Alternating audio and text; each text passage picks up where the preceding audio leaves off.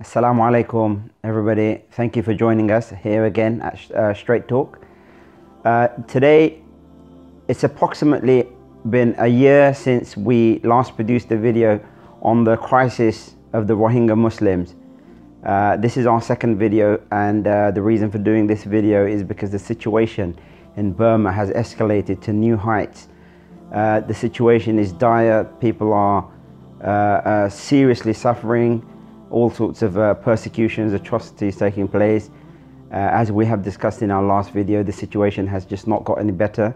In fact, things have got much worse at the moment.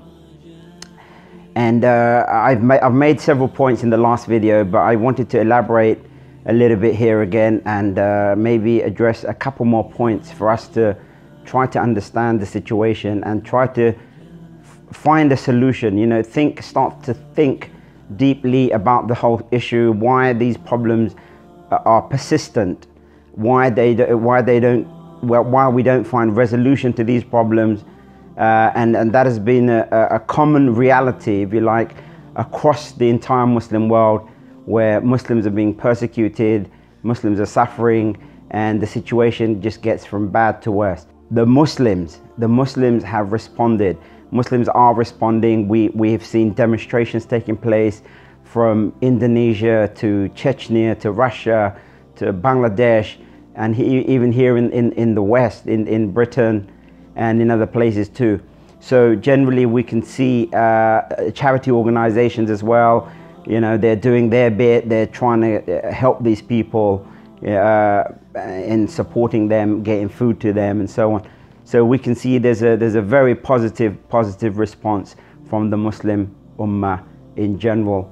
But now I wanted to focus our attention on how the rulers, how the governments, how the nation, the heads of nations in the Muslim world, what has been their response? How have they responded to this situation? Well, to start with, we can talk about Turkey, for example.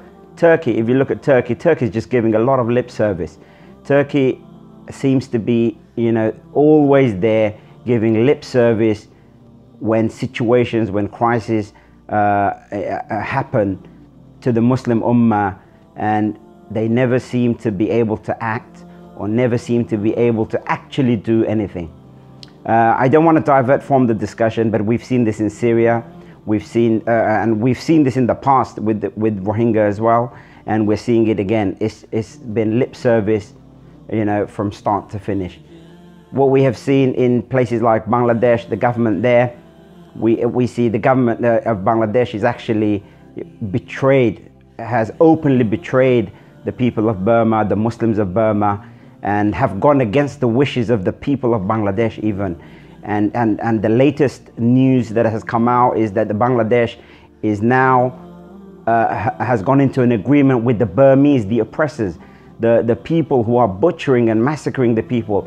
The Bangladeshi government has agreed to send Bangladeshi army, Muslim army, to aid the Burmese to butcher and kill some of these Muslims who are fleeing their homes and trying to save their lives. And so this has been the level of the height of the treachery, if you like, from that end.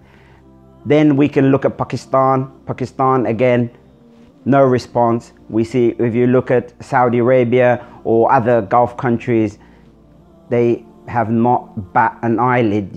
So this is the common theme. This is the reality that we see amongst the rulers in the Muslim world. Now, is it not time that we ask the question, are these rulers really representing us?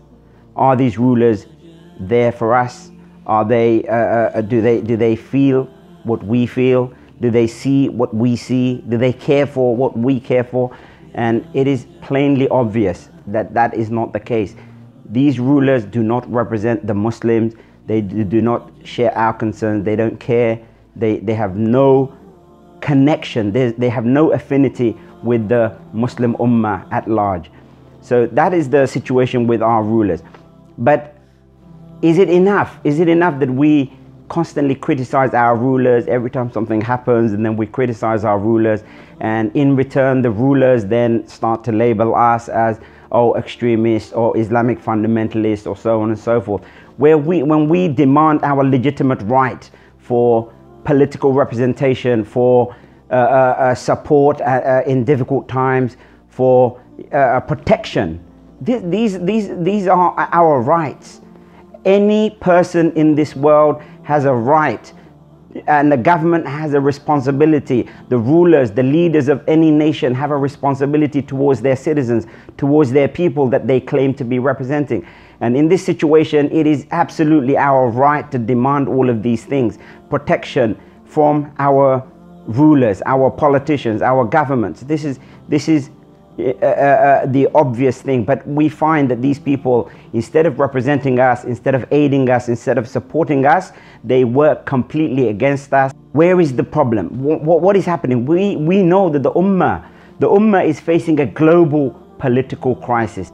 But it's been facing this political crisis since the fall, if you like, of the Islamic Ottoman Empire, you can say. What we have found is that we are constantly facing this brutality at the hands of aggressors. We find our lands being invaded, our people, our lives, at risk. We find our resources, are not made available even for our own people. Rather, they get sold to foreign companies and foreign nationals and so on. So we find that every situation that we look at, it is a political crisis. But it is a political crisis that has not been resolved, has not been addressed for the last century. Why is this? Why is this? We are 1.7 billion Muslims that can't solve political problems. Why is this the case? And this is what I want to focus on, why that is the case. And the reason for this is this, brothers and sisters. What we have in the Muslim world, the nation states that were formed after World War II, all of these nations are the remnants of the colonial past that we have had in the Muslim world. These are the remnants of colonialism represented through nation states. And every single government and every single ruler that you find in the Muslim world, they are the blatant and obvious agents of the colonial powers of the past. And this is the situation. That is the precise reason why we have our hands tied behind our backs. Politically, we have no representation. We have no representation politically, globally, anywhere in the world. This is the situation. And in the process, how they engage us is by calling us to some false politics of independence, nation states, freedom, and they create these icons, these traitors who are pushed as icons in our societies in the name of independence and nationality and sovereignty and identity. And when situations arise, there is no solution for us. It is because these agents, they are obviously and blatantly and overtly in the pockets of their colonial masters in the West. This situation in Burma is a clear example of this. This situation has been ongoing for the last many decades. Since World War II, actually, in fact. It's been happening since World War II, where the persecution of the Muslim minority in Burma has been continuous since World War II. Why have we not got a resolution yet? Because any resolution to come into effect has to be approved by the colonial masters in Washington, in London, in Paris. And that is the situation. That is the situation.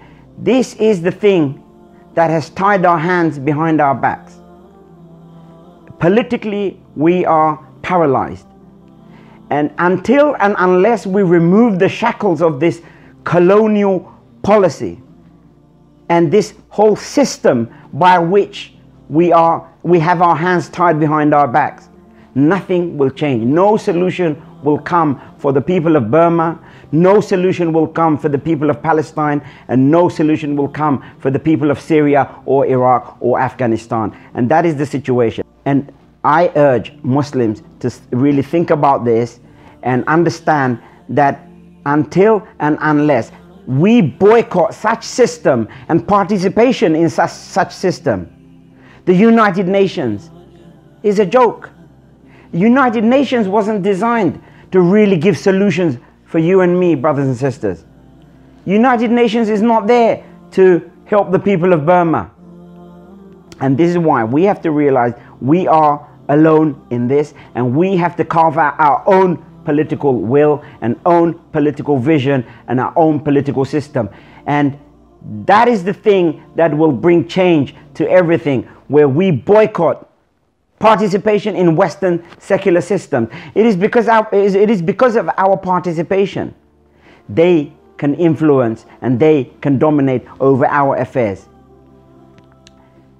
We need to take control of our affairs, brothers and sisters, and we're not going to do this through the United Nations, through petitioning the British government, or through petitioning the USA. We have to find a resolution. We have to oust all these corrupt rulers who are agents of the foreign powers, and we need to establish an Islamic alternative, which is the Islamic Khilafah system that will send out the armies to liberate the people of Burma, and it will send out the armies to liberate the people of Palestine and Syria and so on. Jazakumullahu khair. I will leave it there, inshallah. Please comment on our video if you have any comments. Jazakallah khair. Assalamu alaikum wa rahmatullahi wa barakatuh.